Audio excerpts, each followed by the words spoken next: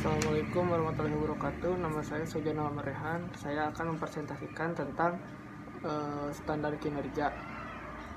Standar kinerja yaitu antara tugas, wewenang, dan tanggung jawab yang harus sesuai dan harus seimbang. Baru setelah itu kita dapat memikirkan tentang bagaimana nilai mengukur jabatan hasil kinerja dari jabatan tersebut.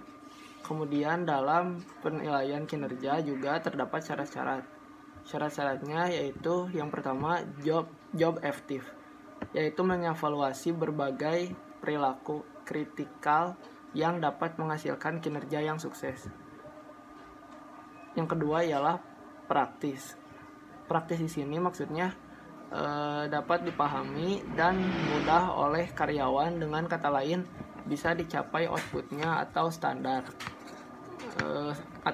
kinerjanya. Yang ketiga yaitu standarisasi.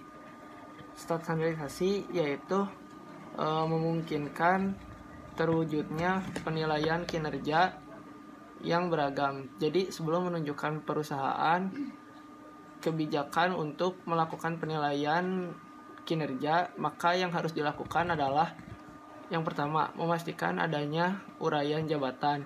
Yang kedua, memastikan adanya standar kinerja. Standar kinerja di sini artinya itu adalah tolak ukur. Tolak ukur yang digunakan untuk mengukur kinerja. Kemudian selanjutnya mengenai pendapatan. Pendapatan standar kinerja itu menggunakan prinsip SMART. Prinsip SMART yaitu yang pertama, spesifik. Spesifik itu harus jelas dan rinci. Kemudian yang kedua, measurable. Measurable yaitu dapat diukur. Kemudian yang ketiga ialah achievable. Achievable dapat dicapai kesepakatan antara karyawan dan atasan, atau bisa juga ditemukan oleh atasannya berdasarkan hasil dari analisa jabatan. Kemudian yang keempat ialah risk-orientif yaitu berorientasi kepada hasil atau akhir. Terus contohnya seperti karyawan merasa senang. Kemudian yang kelima adalah time frame atau job waktu, pencapaiannya dalam 5 bulan, dalam 2 tahun, dalam 3 tahun, seperti itu contohnya. Penilaian kinerja di sisi itu merupakan suatu aktivitas positif. Artinya perusahaan berharap bahwa pegawainya menjadi lebih semangat untuk bekerja, tidak bermalas-malasan, dan juga memiliki motivasi yang tinggi. Jadi bukan untuk mengetahui mana yang bekerja lebih baik, mana yang bekerja lebih buruk. Bukan seperti itu, tetapi mendorong agar semua karyawan melakukan pekerjaan sesuai job desk-nya. Dan juga dalam penilaian kinerja, hasil akhir itu adalah konsekuensi atau feedback. Feedback di sini itu bisa